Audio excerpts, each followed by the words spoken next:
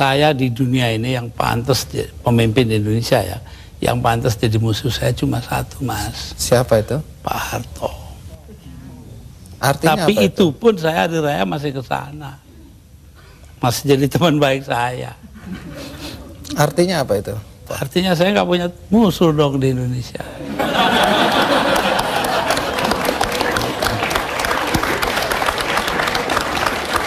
Ada satu hal, kita banyak mendengar bahwa teman-teman dekat Anda dulu menyesalkan kenapa Anda jadi presiden. Anda sebenarnya lebih layak menjadi guru bangsa, nggak usah ikut campur dalam perpolitikan yang nggak jelas itu. Saya diperintah oleh 5 orang sesepuh saya. Itu saja, kalau mereka memerintahkan apa saja masuk api. Tanpa perlu berpikir. Tanpa perlu berpikir. Kenapa begitu? Loh, Selain sesepuh saya itu ini orang pesantren disuruh nurut orang tua. itu nggak bisa ditawar itu, Gus. Nggak bisa ditawar. 5 orang itu, saya nggak sebut namanya.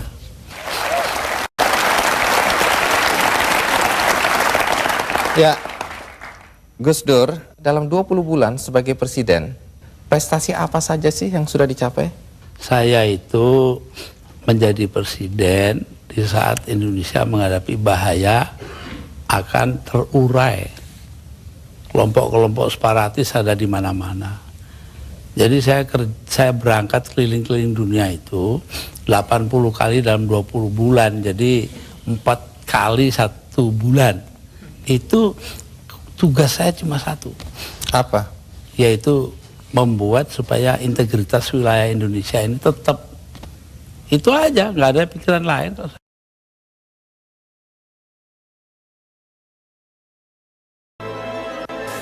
Melawan dekat ini.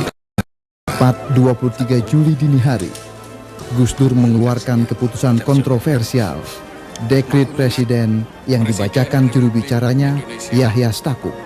Setelah melihat dan memperhatikan dengan seksama perkembangan politik, sontak keputusan Gus Dur ini mengundang reaksi keras berbagai kalangan. Mulai dari tidak adanya dukungan dari TNI, seruan fatwa Mahkamah Agung bahwa maklumat Presiden Gus Dur bertentangan hukum, hingga MPR yang tetap menggelar sidang istimewa tanpa kehadiran sang presiden. Ironisnya, dengan serta-merta pula MPR melantik Megawati Soekarno Putri sebagai Presiden ke-5 Republik Indonesia.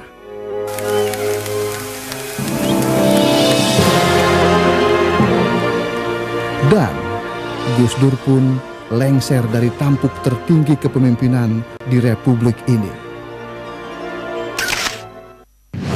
Ya, itu tadi rekaman saat-saat menjelang dicopotnya seorang Abdurrahman Wahid atau Gus Dur secara paksa melalui sidang istimewa MPR pada tanggal 23 Juli tahun 2001. Masih banyak misteri yang menjadi pertanyaan masyarakat hingga saat ini.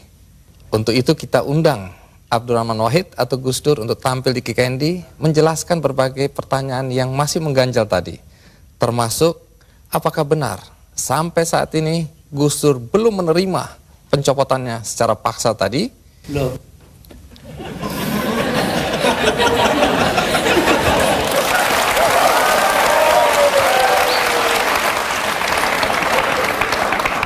Jadi Gus Dur, tadi itu ringkasan dari peristiwa detik-detik terakhir Anda mengundurkan diri atau mundur atau dimundurkan. Nah, apakah sampai sekarang Anda dilengserkan? Apakah Anda masih tetap sampai saat ini tidak menerima dan menganggap itu tidak sah? Oh, enggak benar, enggak sah emang. Itu proyek politik dari MPR, karena itu Amin Rais tidak merasa perlu memberitahu saya. Iya, dulu Anda atau sampai sekarang bahkan Anda tetap menganggap itu sebagai pelanggaran konstitusi. Pelanggaran apa sebenarnya? Pelanggaran konstitusi karena di situ ada insubordinasi. Insubordinasi itu siapa yang mimpin? Yang mimpin Kapolri Bimantoro dan Panglima TNI namanya Widodo AS, sekarang Menko. Udah itu, apa adanya saya ngomongin. Tapi begini Gus, setelah Anda merasa itu tidak sah, tapi toh kenyataannya Gus Dur digantikan oleh Megawati, kemudian sekarang kita punya presiden namanya SBY, semua berjalan normal saja. Lalu apa negatifnya bagi bangsa dengan pencopotan Anda tadi? Bukan soal bangsa, ini soal hukum. Saya dilengsarkan secara politis. Secara hukum belum pernah dibuktikan saya bersalah. Yang bersalah bahkan pansusnya DPR yang dipimpin oleh sekarang Menteri Sosial Bakhtiar Hamzah. Yaitu menurut undang-undang pansus-pansus itu harus tutup pintu supaya nggak didengar orang dari luar. Tapi oleh Bakhtiar Hamzah dibuka 10 cm, di situ berjejer-jejerlah tipnya wartawan. Nah kan, waduh, semua yang ada dalam sidang diketahui dunia luar. Itu pula yang membuat saya, oh ya kalau gitu mereka maksudnya melengsarkan saya dengan segala cara.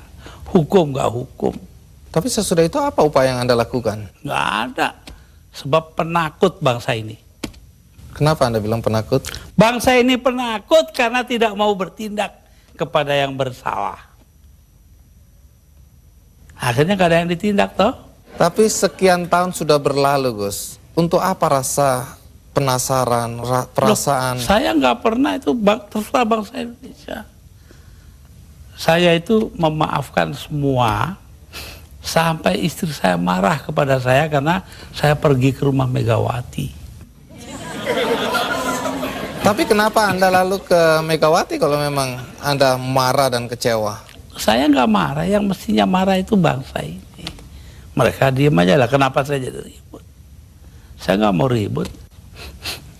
Baik, Gus Dur. Tapi disuruh memandang itu benar, nggak bisa dong. Orang kan ada batasnya. Barang antara benar dan salah. Jadi yang benar dalam hal ini istri saya.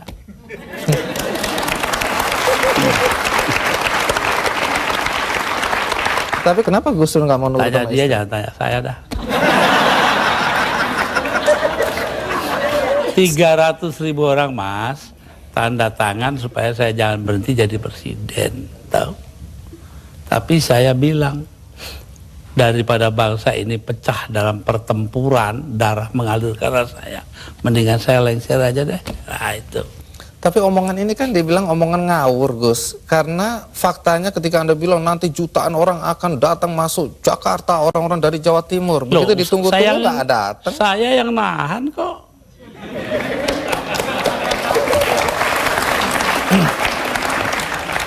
Jadi kalau nggak ditahan sama Gus Dur, datanglah beneran itu ya? Bukan begitu, artinya tetap saja kebenaran kita pertahankan. Tapi sikap kita itu jangan sampai bangsa ini perang saudara. Dan itu pengorbanan Anda? Ya bagi saya bukan korban, biasa aja.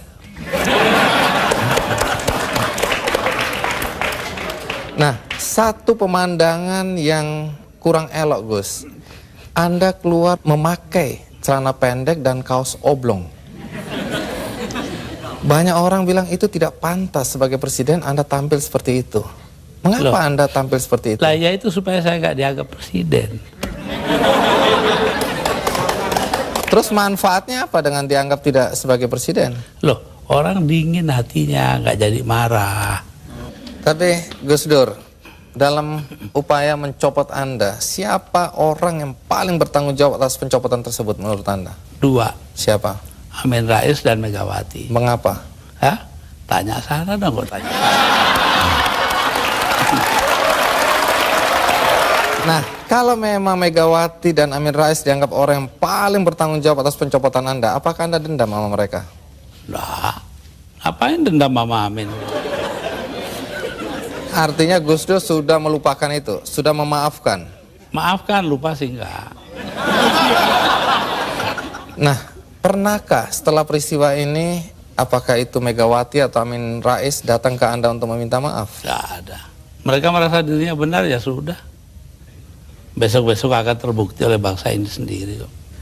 Pernyataan ini agak bertentangan dengan kenyataan bahwa kelihatannya Gus Dur sama Pak Amin Rais sama Ibu Megawati akur-akur aja, rukun-rukun aja. Saya di dunia ini yang pantas pemimpin Indonesia ya, yang pantas jadi musuh saya cuma satu, Mas. Siapa itu? Pak Harto. Artinya Tapi apa itu pun saya hari raya masih ke sana. Masih jadi teman baik saya. Artinya apa itu? Artinya saya nggak punya musuh dong di Indonesia.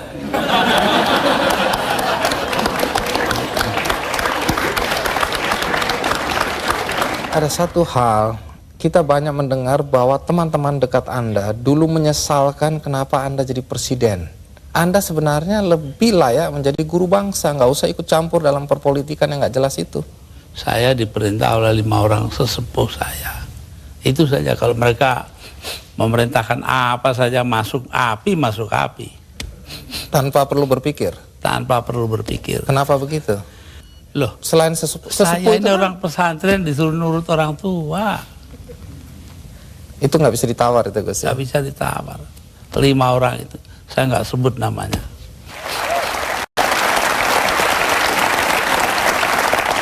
Ya, Gus Dur, dalam 20 bulan sebagai presiden, prestasi apa saja sih yang sudah dicapai? Saya itu menjadi presiden di saat Indonesia menghadapi bahaya akan terurai. Kelompok-kelompok separatis ada di mana-mana. Jadi saya berangkat keliling-keliling dunia itu 80 kali dalam 20 bulan. Jadi 4 kali 1 bulan. Itu tugas saya cuma satu. Apa? Yaitu membuat supaya integritas wilayah Indonesia ini tetap. Itu aja, nggak ada pikiran lain kok saya. Tapi ada yang menuduh. Dan ternyata berhasil toh. Kita tetap satu negara hari ini. Jadi Gus Dur merasa itu karena jasa Gus Dur? Bukan, artinya tugas saya begitu. Perkara saya berjasa itu adalah soal kedua. Tapi ada yang menuduh bahwa Gus Dur ini sebenarnya menggunakan aji mumpung. Mumpung jadi presiden, dibayarin negara, keliling jalan-jalan. Allah nanti sejarah akan membuktikan. Tapi Gus Dur, perjalanan Anda itu menelan biaya sampai 52,7 miliar. Ya, tapi eksistensi Indonesia sebagai satu negara harganya jauh lebih tinggi. Jadi nggak bisa dipersoalkan itu biaya. Nggak bisa dipersoalkan. Loh, kalau enggak kan udah dipakai oleh orang-orang brengsek itu.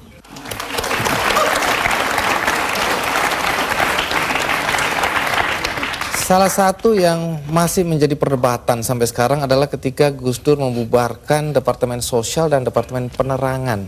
Kalau Departemen Sosial dulu, apa alasan persisnya? Sementara banyak orang terlantar yang harus diayomi oleh departemen itu. Persisnya itu. Karena departemen itu yang mestinya mengayomi rakyat, ternyata korupsinya gede-gedean. Sampai hari ini. Kalau membunuh tikus kan tidak perlu membakar lumbungnya. Oh memang.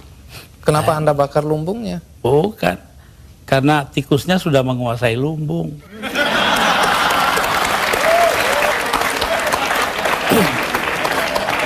Depan dibubarkan.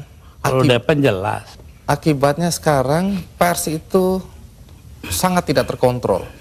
Begini Bahkan pornografi sekarang merajalela. ya. Betul. Itu dosa Anda loh. Enggak dong. Dosa yang nyarin. Saya diapa-apakan itu saya bekerja menurut ketentuan Undang-Undang Dasar. Undang-Undang Dasar menjamin kebebasan berpikir. Dan itu hanya mungkin kalau Depan nggak ada. Sekarang nggak ada kebebasan berpikir. Tapi kalau kebebasannya seperti sekarang nggak ada yang kontrol, Gus. Loh, Siapa ya aja bisa. Kita kontrol nanti dong. Siapa yang mengontrol? Ya antara kita aja. Kenapa sih masyarakat juga penting peranannya kok? Memang hanya pemerintah aja. Baik, Gus. Satu lagi hal yang dicatat ketika Anda menjadi presiden dan agak kontroversial, yaitu masalah PKI. Banyak orang begitu khawatir ketika Anda dulu mencabut TAP MPR nomor 25 MPRS 1966. Sebab bertentangan dengan Undang-Undang Dasar, Mas. Tapi itu ada kesan pembelaan Anda terhadap orang-orang ex-PKI Ya, dan keluarganya. terserah, kesan nggak kesan terserah. Apa alasan Yang Anda? terpenting itu bahwa tugas mengucilkan PKI itu bukan tugas negara. Itu yang penting.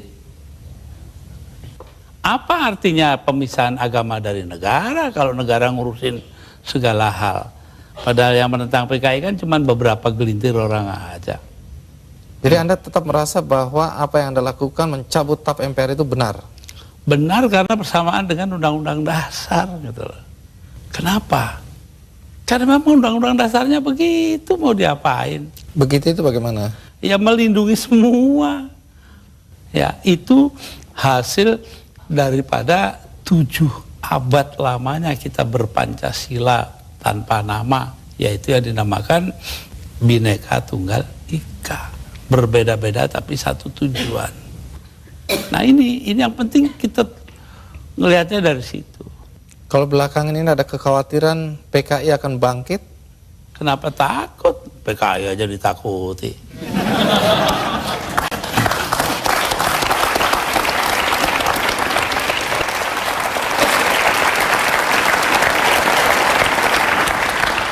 Gus Dur, di antara banyak statement Anda atau pernyataan Anda yang dianggap ngawur, dianggap nyeleneh, ada satu yang dicatat dan dianggap serius, yaitu ketika Anda berada, kalau nggak salah, di Italia, Anda menyatakan bahwa pernah suatu ketika Faisal Tanjung, waktu itu Panglima ABRI, diminta untuk menghabisi Anda.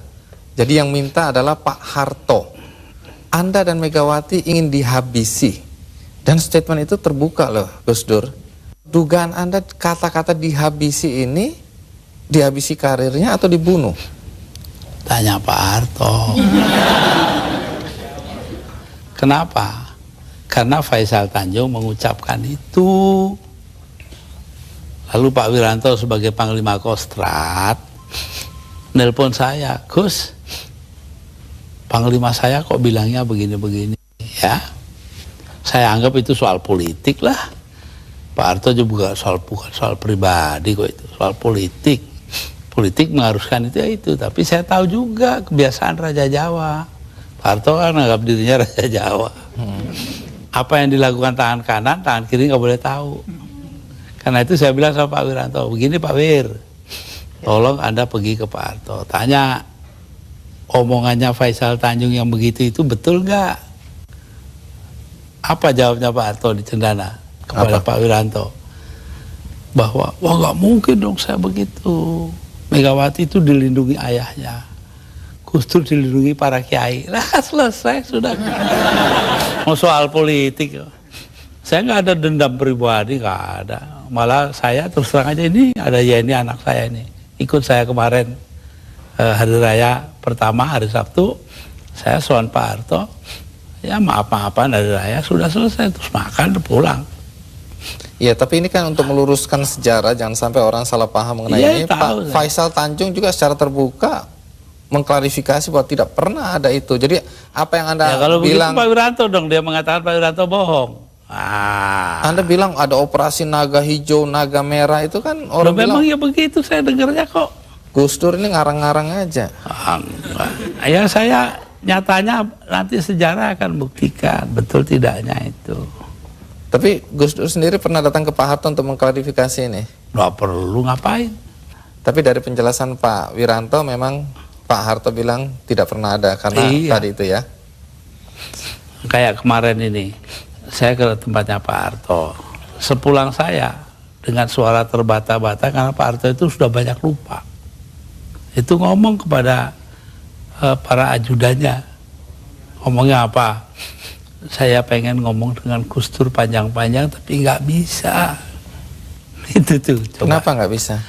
Ya karena dia pelupa itu, terbanyak yang lupa. Pak Harto itu orang pinter loh. Jasanya bagi bangsa ini besar sekali walaupun dosanya juga besar.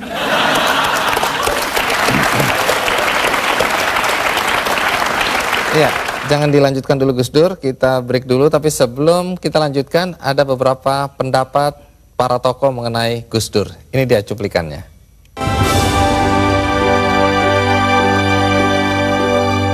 Gus Dur ini manusia yang langka dan kontroversial, aneh, tapi juga jenius. Gus Dur terlalu maju buat Indonesia. Jadi Indonesia sendiri belum siap untuk menerima pemimpin seperti Gus Dur. Maka dari itu terjadi kontroversi karena Indonesia sendiri masyarakatnya memang belum siap untuk memperoleh pemimpin seperti Gus Dur. Di mata saya, Gus Dur adalah pertama yaitu kawan sahabat saya. Karena sebelum jadi presiden saya sudah kenal sama beliau, sering bersama-sama dalam dialog, dalam seminar, sebagai narasumber. Yang kedua, Gus Dur adalah juga atasan saya.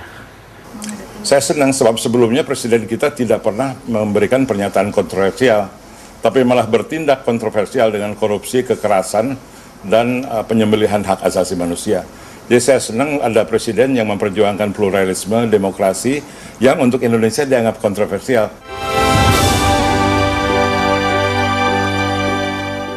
Sebagai pribadi, dia orang yang paling memberikan kesan pada saya dalam hidup saya, karena penuh dengan warna dan penuh dengan substansi.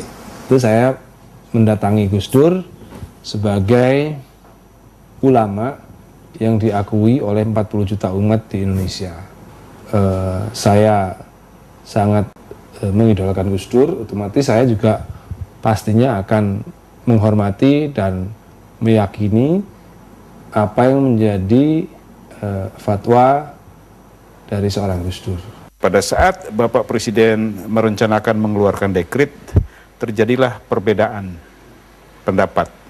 Karena sebagai Menko Polhuskam, saya menganalisa kalau dekret sampai keluar, keadaan akan semakin memburuk. Itu kira-kira mungkin sudah 20 tahun yang lalu ya. Nanti saya kenal Gus Dur sudah lama. Tapi mengenai koalisi itu akan secara alamiah nanti.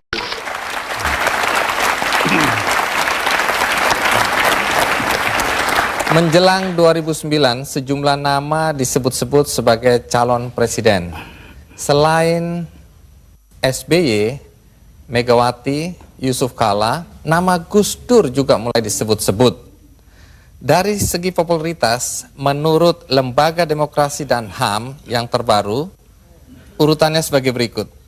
SBY 21%, Megawati 17,6%, Amin Rais 7,5%, Yusuf Kala Wiranto 4,9%, Gus Dur 1,5%. agak lebih dikit 1,9% Gus Dur. Ayo. Lumayan 0,4% lebih tinggi. Nah kemudian Dan yang menang nggak disebut. belum ini Gus Yang Dur. paling bawah itu.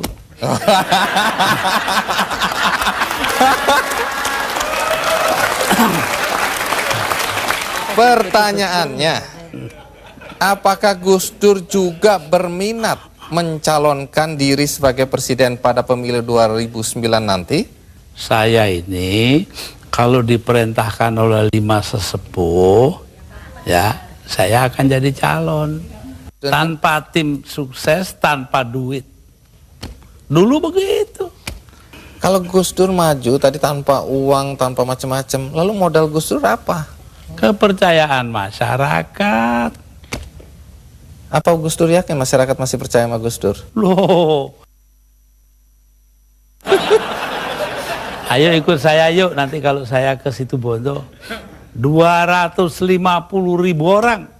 Berbanding 100 atau 200 juta sedikit sekali itu Gus. Loh, kalau cuman dia lah banyak. Saya ini tiap 2-3 hari sekali, 2 atau 3 hari sekali ini kiai kampung. Kalau mau ikut nanti hari Kamis ke Cicalengka dengan saya, tempatnya Ajengan Said. Itu 3.000 kiai kampung. Kembali ke dalam konteks Gus Dur akan mencalonkan diri, katakanlah setelah mendapat restu dari 2 kiai lainnya. Pertanyaannya, dengan kondisi penglihatan yang terkendala ini Gus Dur, dan itu menjadi hambatan ketika Gus Dur dulu mau maju oleh KPU, dianggap bahwa tidak memenuhi persyaratan kesehatan fisik. Melanggar undang-undang. Tapi kan itu masih ada sampai sekarang Gus Dur. 4 buah undang-undang karena KPU-nya dibiarkan curang.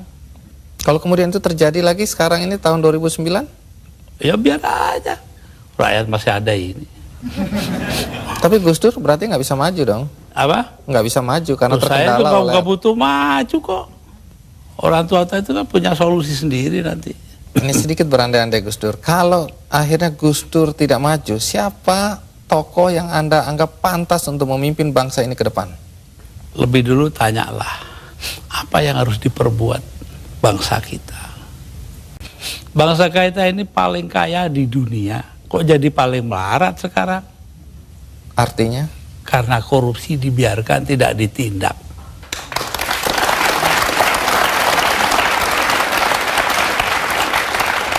Jadi kalau harus menyebut tokoh, Gus Dur bisa nggak menyebut tokoh?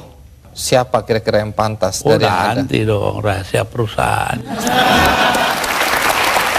Baik. Di sini ada Ibu Sinta Nuria, istri dari Gus Dur. Ibu Sinta, pertanyaan penting nih.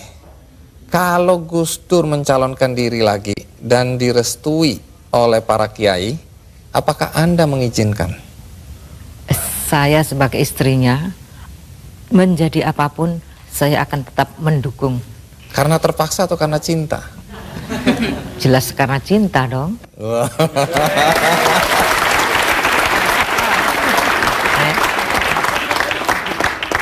Tapi boleh tahu nggak, mana yang membuat Anda bahagia? Sebagai istri Gus Dur sekarang atau sebagai istri Gus Dur ketika menjadi presiden? Sebagai istri Gus Dur, baik sebagai presiden, sebagai orang biasa, sebagai kiai, atau sebagai apapun, saya akan tetap bahagia di sampingnya.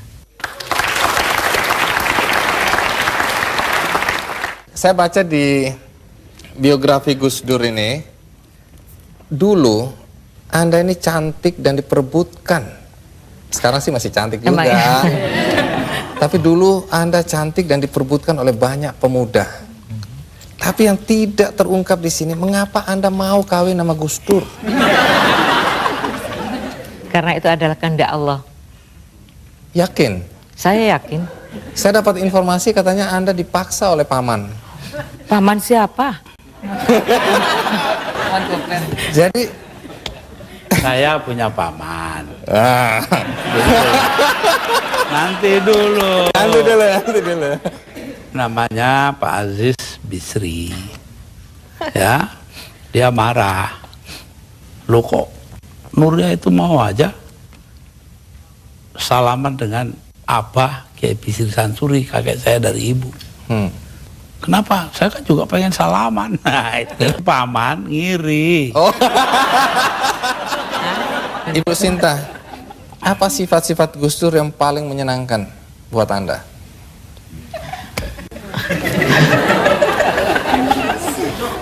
Kok kayaknya susah, apa nggak ada ya? Makannya gampang. Iya, ngurusnya sih gampang. Makan juga apa adanya, apa saja dimakan. Tambah lagi ya, yang paling menyenangkan yang saya. menyenangkan dulu. Pada setiap kali saya melahirkan anak, ya, setiap malam kan biasanya anak bangun. Nah itu setiap kali anak saya bangun nangis, maka Mas Dur yang pertama kali bangun, kemudian mengganti popoknya yang kena kencing, kemudian mengangkatnya dan menyerahkan kepada saya. Saya tinggal netein, setelah anak saya tidur, kemudian diambil lagi, ditaruh di box lagi.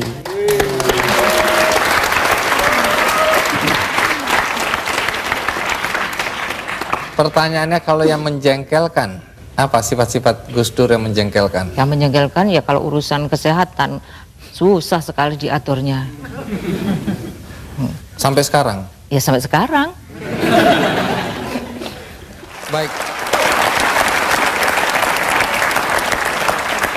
Nah, banyak yang tidak paham pada semua tindak atau banyak tindakan Gus Dur, langkah-langkah Gus Dur yang dibilang jurus dewa mabok gitu Gus Dur. Tapi Yeni kelihatannya bisa memahami Gus Dur. Kira-kira bagaimana kita bisa memahami seorang Gus Dur? Atau kita bisa menerima Gus Dur apa adanya, bagaimana caranya Yen? Yang dikatakan oleh beberapa orang tadi yang diwawancara bahwa Gus Dur itu ahead of his time, sangat jauh melampaui zamannya. Jadi kalau ada seorang kiai dari Pandeglang mengatakan dengan sangat sederhana bahwa Gus Dur ini ibaratnya kepala lokomotif kereta Jepang yang sangat supersonik itu, sementara gerbongnya ini gerbong ya kereta kita sekarang gaya baru ekspres atau gaya baru malam atau apalah. Jadi terseok-seok, nggak bisa mengikuti. Tapi satu hal bahwa Gus Dur ini selalu mendasari tindakannya kepada beberapa hal yang sebetulnya sangat simpel. Keinginan beliau adalah menciptakan perdamaian dan rekonsiliasi. Jadi seperti dikatakan tadi misalnya PKI dan lain sebagainya, itu hanyalah upaya, sedikit upaya bagaimana terjadi rekonsiliasi di antara sesama anak bangsa di Indonesia ini. Itu, jadi sebetulnya tidak ada kontroversinya kalau kita bisa memahami dari gambaran besar seperti itu. Lalu soal tadi kebetulan karena saya ikut menemani pada waktu pakai celana pendek di halaman istana. Itu sebetulnya adalah upaya terakhir dari Gus Dur, ya, waktu menjadi presiden masih, atau hari-hari terakhirnya lah, untuk mengajari bangsa ini, untuk berpikir mendahulukan substansi bukan bungkus.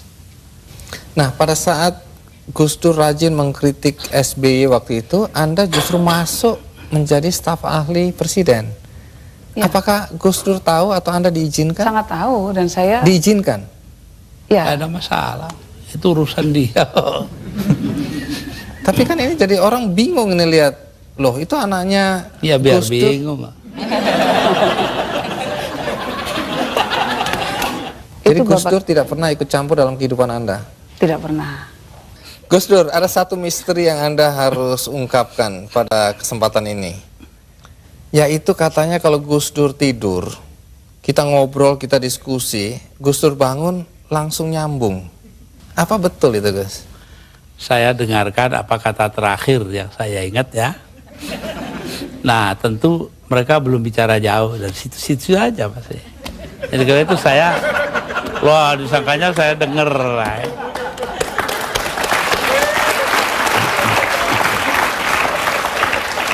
Nah, di sini ada Anita, salah satu putri dari 4 putri. Sayang Alisa yang paling tua nggak bisa hadir ya. Tapi ada 3 putri yang hadir di sini. Pertanyaannya sederhana aja, Anita. Bagaimana perasaan Anda jika membaca atau mendengar bahwa Gus Dur dihujat? Reaksi pertama seperti apa? Terutama ketika menjadi presiden. Itu berhubungan juga sebenarnya dengan satu yang saya kagumi dari Bapak dan saya belajar juga dari Bapak. Apa itu? Yaitu bahwa kita nggak perlu berpikir mengenai orang melihat kita seperti apa. Yang penting kita berusaha melakukan do the right thing. If we believe it as something's right, ya udah kita lakukan itu gitu. Jadi kalau misalnya Bapak dihujat sana sini, saya ngerasanya cuman pasti Bapak punya alasan untuk itu, untuk melakukan apa yang Bapak lakukan, punya alasan kenapa Bapak mengatakan apa yang Bapak katakan, dan itu cukup untuk buat pegangan buat saya untuk mensupport Bapak. Gitu. Menarik sekali. Sekarang giliran Inaya. Inaya, enak mana jadi anaknya Gus Dur yang sekarang atau anak presiden? Yang pasti jadi anaknya Gus Dur dalam berbagai kondisi, mau jadi presiden, nggak jadi presiden, mau jadi ketua PBNU, selalu bahagia jadi anaknya Gus Dur, apapun itu.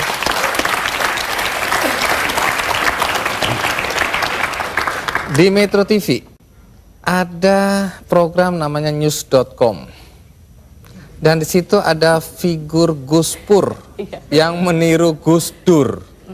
Apakah keluarga nonton acara itu? Iya, iya. Tiap minggu malam itu selalu ada di Pertanyaannya, bagaimana reaksi keluarga ketika melihat tokoh Gus Pur ini? Marah, jengkel, senang, atau apa perasaannya? Yang saya tahu Pak Handoyo itu, Pak Handoyo itu sangat kagum pada Bapak. Dan saya sangat melihat bahwa apa yang dilakukan Pak Handoyo itu bukan apa ya, kok dalam bahasa Inggrisnya mocking ya, bukan mockery, tapi lebih karena itu bentuk penghormatannya beliau kepada Bapak. Jadi nggak perlu jengkel, sangat tidak perlu. Oke, baik kalau gitu kita minta. Itu saja kok repot-repot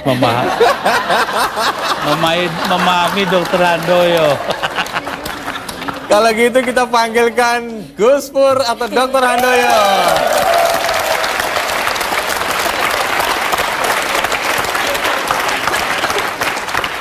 Nah, kalau orang bertanya, silakan duduk. Bagaimana sikap Anda terhadap Gus Pur?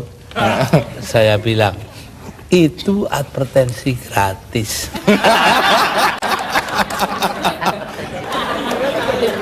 Ibu Sinta, sebenarnya siapa yang lebih ganteng di antara ini?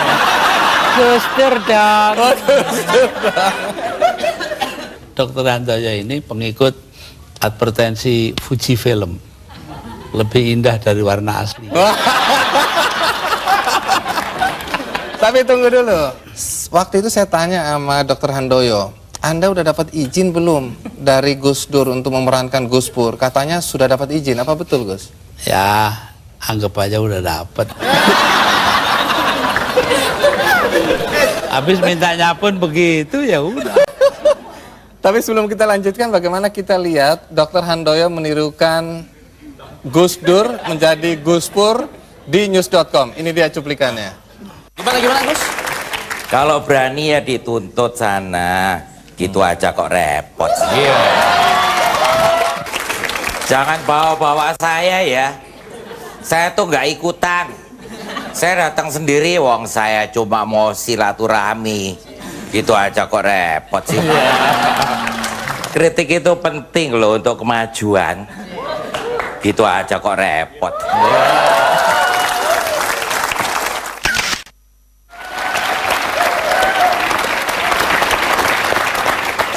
Tapi Dr. Handoyo pernah mengatakan ke saya bahwa memang beliau ini sangat mengagumi Gus Dur. Apa yang Anda kagumi dari Gus Dur?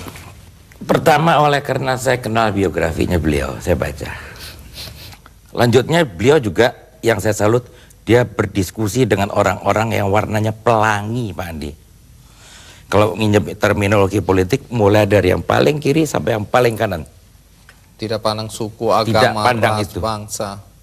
Dan beliau selalu dalam mindsetnya Gus Dur itu ada paham. Pertama keislaman, kedua adalah keindonesiaan, yang ketiga adalah kemanusiaan. Kemanusiaan ini beliau implementasikan dalam satu kata, demokrasi, pluralisme, kesamaan di hadapan hukum, tidak ada diskriminasi. Anda udah mulai berani menyimpulkan pemikiran Gus Dur ya? Dikit-dikit dapat, Pak Andi. Oleh karena saya baca. Nah, Gus Dur, Dr. Handoyo ini dianggap mampu menirukan Anda secara persis di news.com. Tapi kalau boleh jujur, menurut Gus Dur, apa yang nggak bisa ditiru oleh Dr. Handoyo? Ya nanyanya yang keliru, ke dia jangan ke saya. Apa yang nggak bisa? Berkomentar tentang apa yang tidak bisa dilakukan oleh Dr. Handoyo mengenai Gus Dur. Nah, ini pengakuan yang jujur dari istri ini. Coba apa? Satu hal yang dikenal oleh masyarakat tentang Gus Dur adalah juk-nya. Kemanapun juga orang hanya seakan bertanya, apa juk terakhirnya Gus Dur? Nah, yang itu yang tidak muncul dari Pak Dr. Handoyo. Wah, harus belajar banyak ini kelihatannya. Baik, luar biasa Gus Dur. Sebelum kita akhiri acara ini, kita akan membagikan buku biografi Gus Dur yang ditulis oleh Greg Burton. Ya. Untuk kita yang hadir semua dapat satu-satu. Ya. Dan bagi Anda pemirsa yang ada di rumah, Anda juga bisa mengakses buku ini melalui kikendi.com. Dan Gus Dur, sebelum berakhir, kita punya sebuah karikatur untuk Gus Dur. Sebentar. Ini dia.